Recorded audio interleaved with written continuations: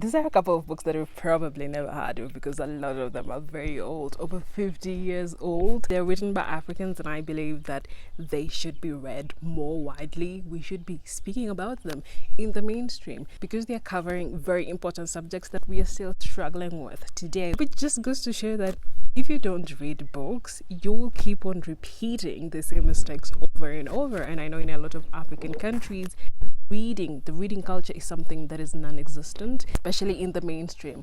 It's something that is considered a niche. The people that are into literature, the people that are into books, they have their own category. Majority of people just see them as weird people. And now that a lot of people are using AI, it means that it's going to be easier for other people to come in and take over your country because you're too stupid to even see the signs. Anyway, let's get right into it. And the first book, an anthology of East African short stories edited by Valerie Kibera, a compilation of short stories that were written between the 1960s and the 1970s. And I found it incredibly fascinating that a lot of the topics and themes that have been explored in these short stories are things that are very pertinent in the world of today, in the Africa of today, in the Kenya of today. The cross-section of identity, of politics, of culture, of colonialism, mental health. They were writing about mental health in the 60s and 70s, and we have people that dare to say, oh, Africans don't suffer from mental health, it's a white man's disease. And actually the first story here is called Karaoke. It's actually highlighting the deteriorating mental health of a teacher and how that impacts one of his students. The story itself also highlights how men struggle with mental health in a patriarchal society. He would be considered a weak man, and a lot of men actually do not want to agree that they are suffering when they are actually suffering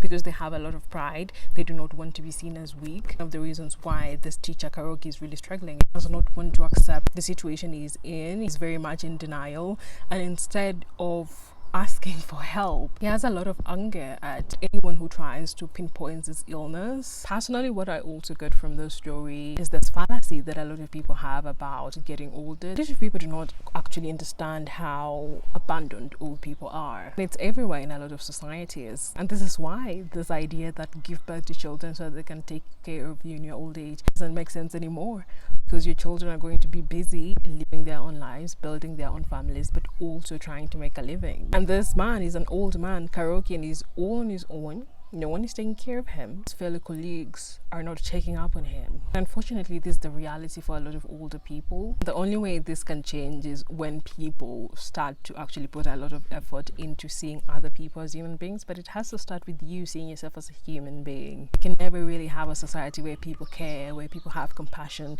when you don't even care about yourself, when you don't even have compassion for yourself, when you don't even have empathy for yourself. Everything that you want to see out in the world, it has to start with you. The other story in this book that really has stayed with me is called Tekayo, and this one just highlights greed. This is the story that could literally explain the African leadership that we have. It's the story of a man called Tekayo who had a dream about this wonderful piece of liver, or is it piece of meat that he had, and he decided he was going to look for that piece of meat everywhere, and he killed all kinds of animals in the territory to try and find that taste. And you cannot imagine where he ended up getting that taste. I mean, I don't want to spoil it.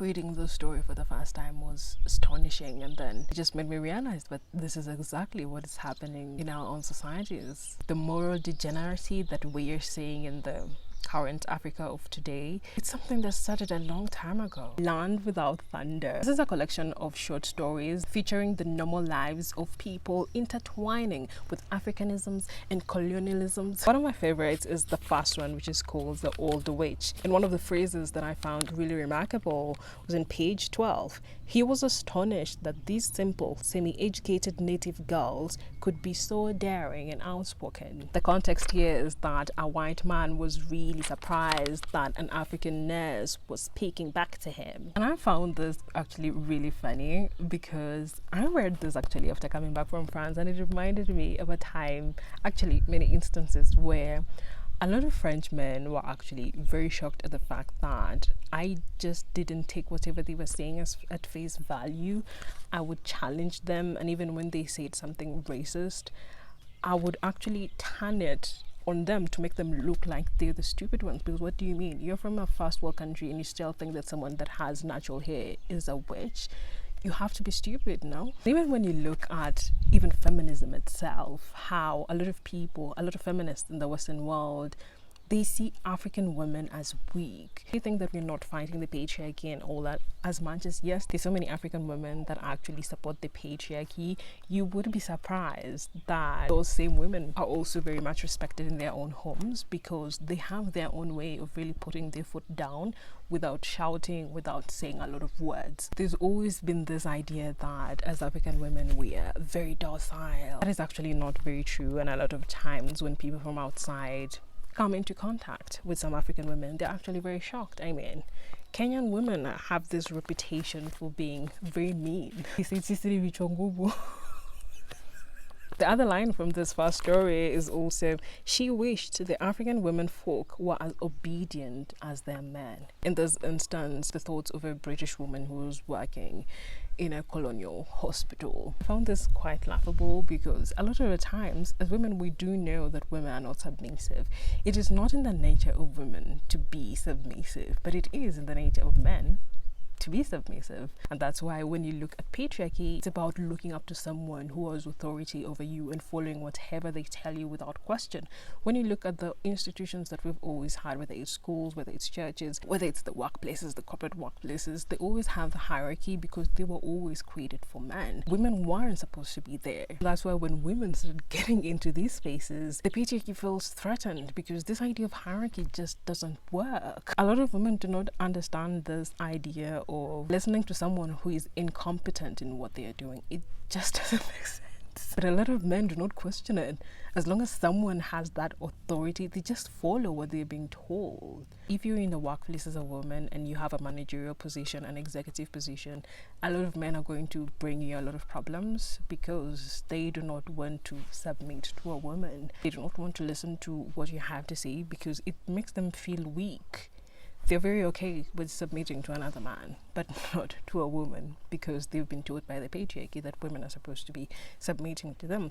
But actually, submission comes very naturally to the men and not very natural to the women. The other story here that was really notable is Elizabeth, and I think this is also the last one. And this one highlights the struggles of women in patriarchal workplaces and also the extreme choices that women are forced to take because society does not create space for victims. And in fact, when you're a victim, you're the one that is going to be blamed for something, and then the perpetrator is going to be protected by the same society.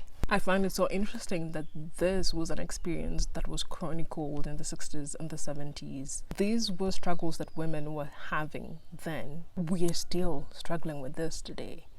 I mean, reading this book just makes me think, what's the point of continuing this lineage of society when things are not getting better?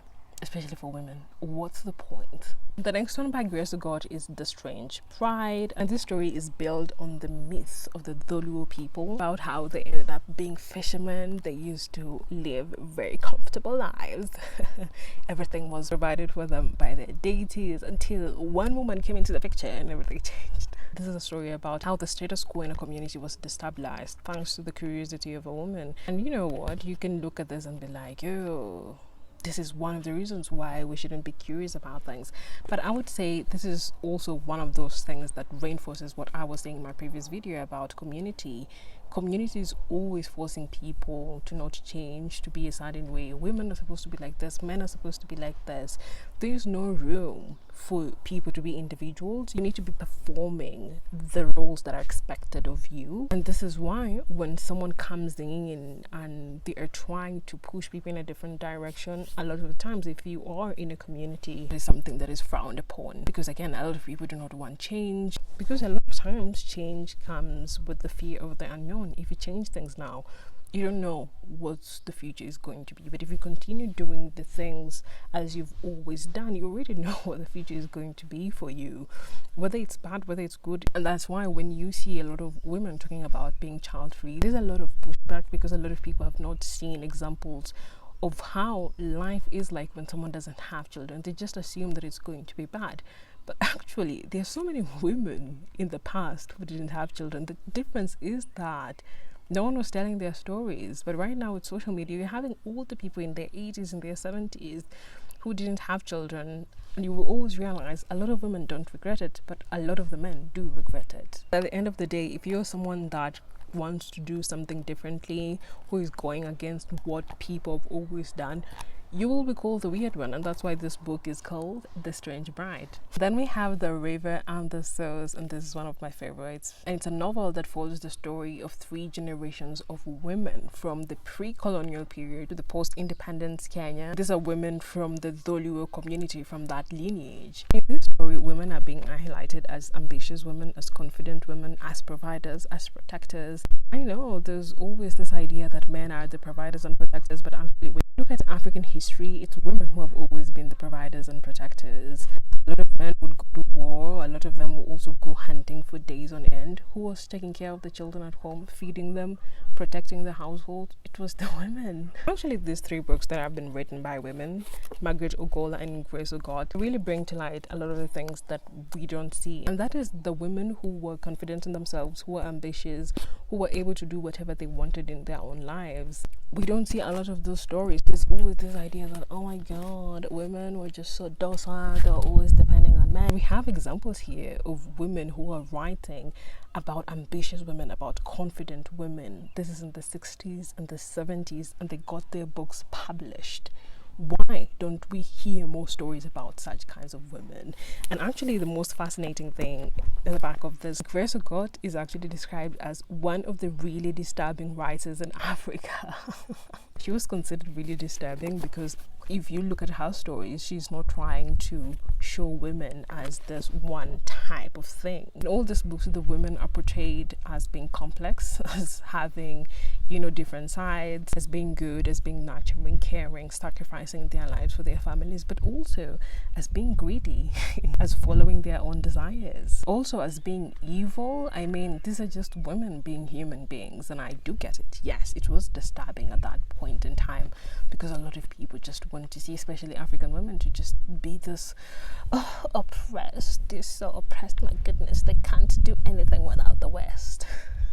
And even when you look at the lives of these writers themselves, they had really full lives. Grace Ogot herself, she worked in community development, she worked in public relations, she was a scriptwriter, author. She was able to do a lot of things. She also had her own family. Another aspect that has also been highlighted in these books written by women is the men who actually love their own wives. This got me thinking about the fact that even when you see a lot of conversations today, there's very little that is being shown, very few stories being highlighted about the men that actually do not feel threatened by their own wives, the men that actually leave their own wives to be ambitious, to go after whatever it is that they want, to even impact the world. There are a lot of these men that exist, but unfortunately we don't hear a lot about them.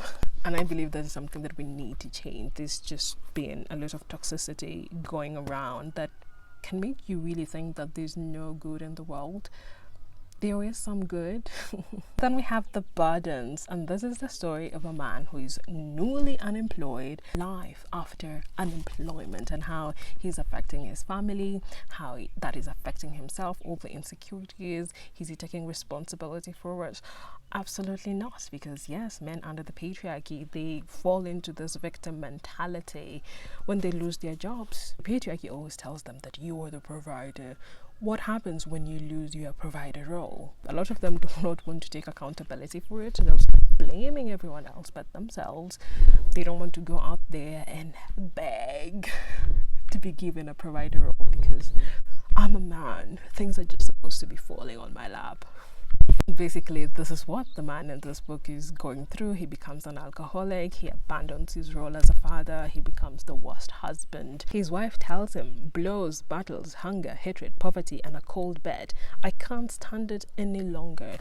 That is all he's bringing into his household. And this one was published in 1972, and it also highlights the mental health struggles of men. I don't understand the men who always be like, oh, no one cares about men. 1970s, they were writing about the mental health struggles of men when they lose a job. But but you're saying that no one cares about you. Maybe you're the one that doesn't care about yourself. Because instead of just complaining each and every time women talk about their own experiences, you would actually pick a book like this and use it as a foundation of spotlighting mental health problems. A lot of men, they're getting their microphones and starting podcasts where they're blaming women for, oh, men are not getting jobs, or men are not being loved anymore. What is wrong with you? You should be focusing on yourself. Then we have The African, and this is my latest read. It follows the story of a man from the time he was living in the village as a young boy. Then he went to the missionary school, went abroad, he went to Britain, his life there, and how he decided to come back and to fight for independence for his country, the British colony of Songhai. One of the key things in this book is how the British went to Songhai. They found that people there, they were always mining their diamonds, and then this British, they just decided that, oh, it's going to be against the law for you to mine diamonds because of course the British wanted to be the only ones that were mining the diamonds, and actually if you were found with an uncut diamond, it was illegal and you would go to prison. But it's like, these are things that these Africans had been doing for generations, and then all of a sudden someone comes from out of nowhere and criminalizes that. And another one from West Africa is The Money Order with White Genesis by Ben Usman. I think I'm saying that name correctly. I found this book absolutely breathtaking because it was focusing on issues that a lot of people shy away from. These are things, these experiences that are happening in African society, but a lot of people are not talking about them. A lot of people want to sweep them under the rug. That doesn't make the problems go away. The first story here is White Genesis. It highlights the story of village life, relationships, but most importantly, the issue of sexual harassment in families. It shows how the family deals with it, how society deals with it, the consequences for the victims, and how the victim also has to live their life afterward, you know. Then the second story, The Money Order. It's about a man who receives a money order from Paris, France, and how his life literally changes when the entire village knows about this money order. And then also it highlights how he's navigating the bureaucracy that the French colonialism has left. I mean, he wants to go cash out the money order, but he's told, I don't know, he needs a birth certificate, he needs a passport or an ID, all of those things. Then you're being thrown from one office to the other, and condescending he's being treated because he's a poor man. It also highlights how society is also very much transactional. People will treat you in a different way when they think you have money, and in a different way when you do not have money. Unfortunately, that's the reality of it. A lot of people do not want to accept that, but when you look at majority of relationships, even starting from the home, parents, children, it's very much transactional. And then we have The Trial of Christopher Okigbo, written by Ali Mazrui. I would say this is one of the most disappointing books that I've read because of the misogyny. But I think it's also very important to read it. It's a story about justice in the afterlife. So there are two people who are involved in a Nigerian civil war who are being tried for their crimes. One was a poet and is being tried for going against poetry because he decided to put his tribe first. It's that kind of story that is showing a clash of identities. It really makes you think whether identity should drive the choices that you're making, or you're the one that should make the choices regardless of whatever identities you have, and what are the repercussions and consequences of that. Then we have a bonus here, and that is The Returnees. This has been written quite recently by Elizabeth Ogot, who's British Nigerian. It chronicles something that I've experienced, and that is going abroad and then coming back. It's really highlighting the different points of view that different returnees have, how that is also impacting their own lives. You know, there's so many people who think that, oh, you can come back to Africa and you can build a business very quickly. That's actually not very true, because a lot of African countries are very complex. When you look at the West, it's not very complex because a lot of them, per country, they even just have one language. But when you look at a lot of African countries, each country has numerous languages, numerous cultures, and most of the time you can't even relate to people in the same city in the same way. I've been speaking for over an hour. I don't know how many minutes it's gonna end up being. I'm pretty ruthless when it comes to editing. In any case, if you have more recommendations of books written by African women from the past, I know right now there's so many women who are writing books, especially in Nigeria.